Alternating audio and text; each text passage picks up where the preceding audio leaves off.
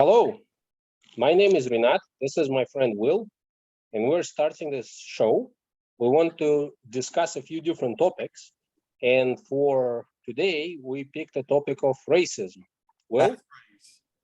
I really like this topic. I really like discussing different things with different people. I'm a very open person. I like to listen to different viewpoints.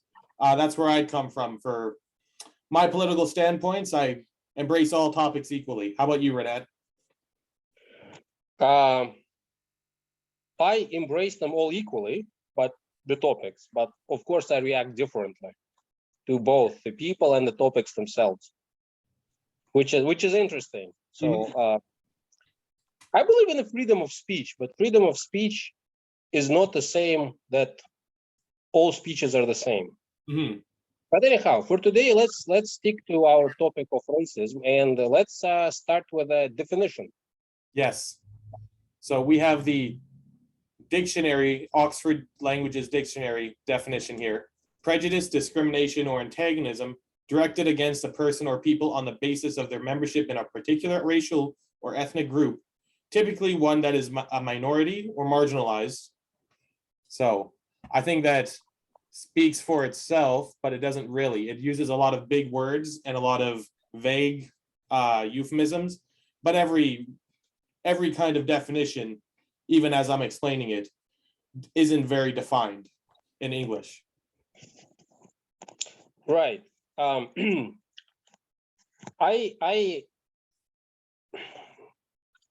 yeah, this Go yeah, ahead. go ahead.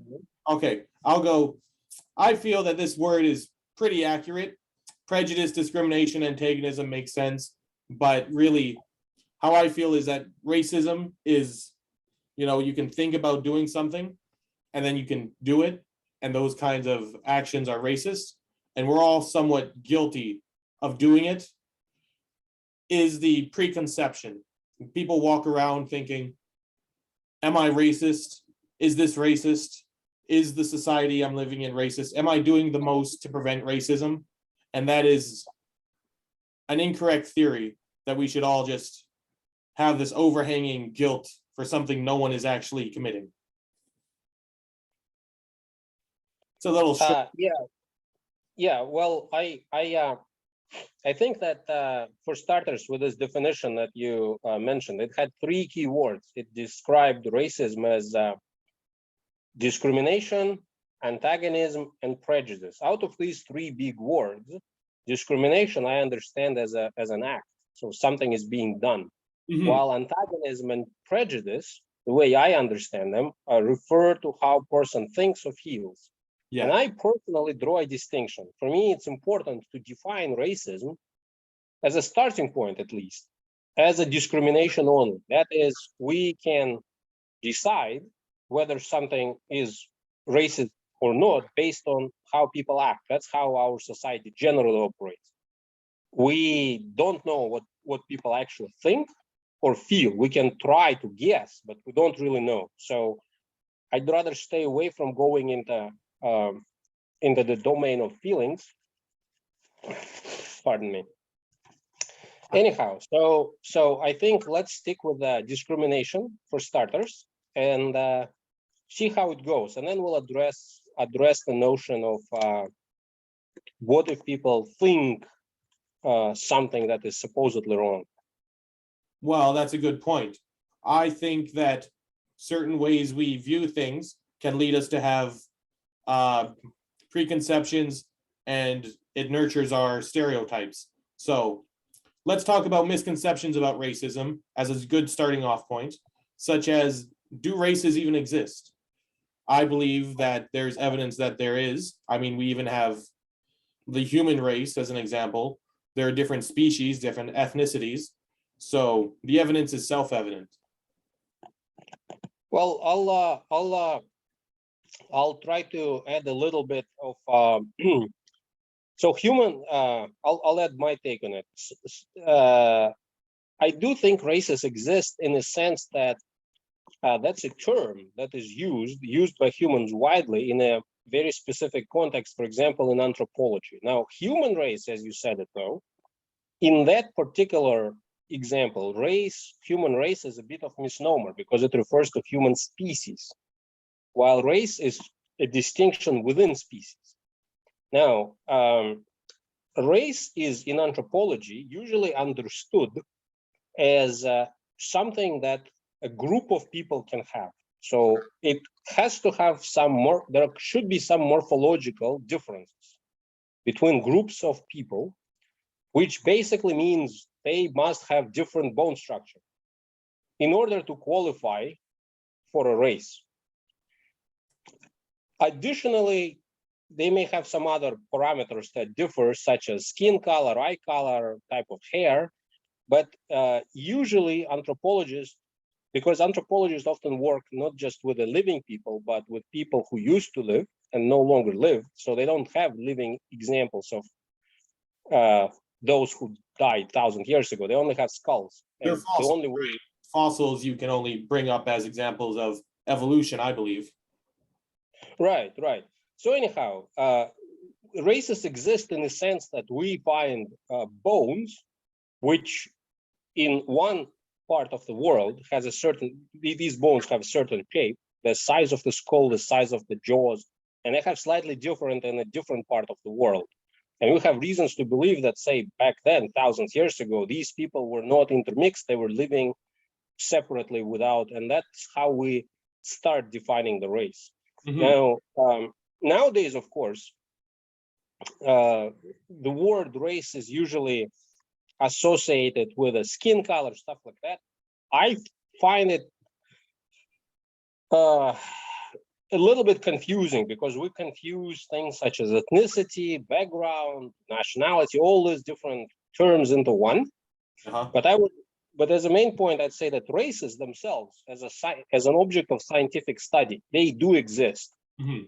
But understanding of races is usually mixed. One of the key points here is that races in anthropology are defined for population. So you must have a group of people, 100,000, to define a race. You cannot define a race for an individual. It's a collective thing. So, and I think this is where many people get mixed up because you can't identify a race of an individual. All right. Here's to play devil's advocate.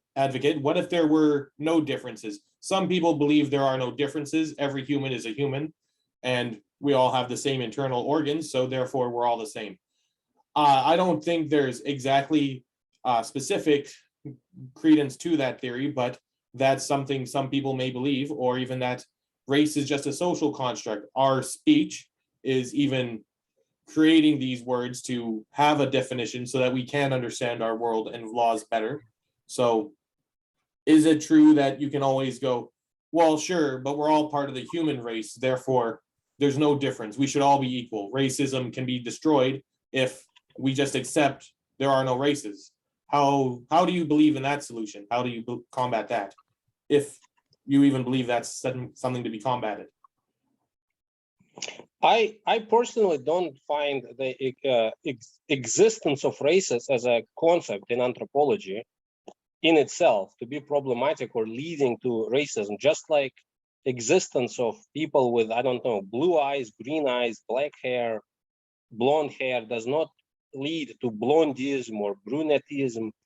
On the other hand, if people really want to discriminate against each other, fundamentally, they don't even need a reason. They can just like bullies in school, they would bully whoever is available, whoever is weaker, irrespective of which race. If there is somebody of different race, that's fine. If not, that's also fine.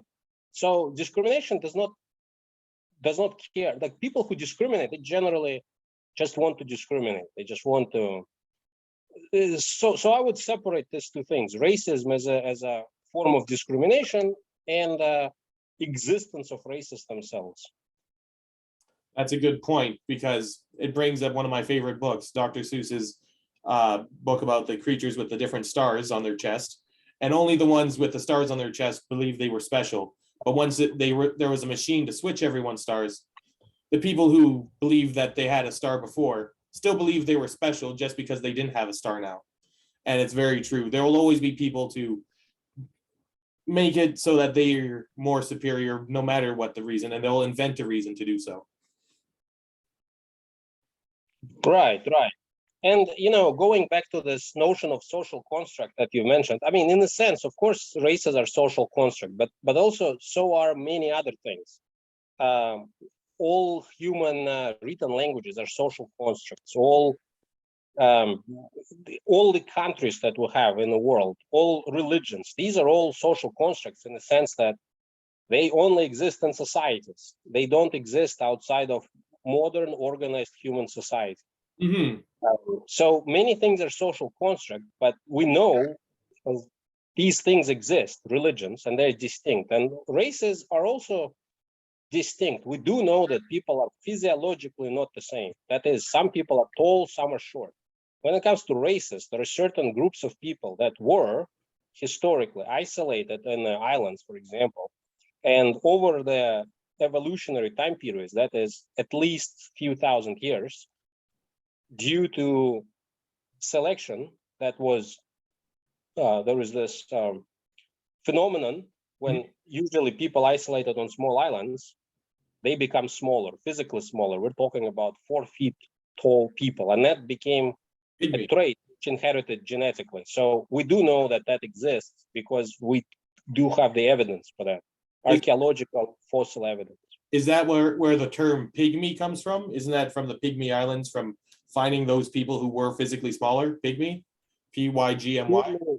Yes, pygmy, these are some of these people who were, but there are different groups. I'm not an anthropologist myself, but from what I've heard from anthropologists is that's exactly what they do, and they study that. And again, it's a science, just like archaeology, paleontology, and other sciences is. And so races, from that perspective, from anthropological perspective, they're quite distinct because these are noticeable. But at the same time, it's important to highlight that races in anthropology, there are different classifications. The system of this classification changes over time, and it's not tries to be as precise as physics, for instance. Okay. It has a certain degree of flexibility and defining and redefining, but that's fine. It's used for a very specific research purposes, for basically trying to understand how humans change through time and how populations move. And as long as it satisfies that purpose, there is nothing wrong with it. That makes sense. I was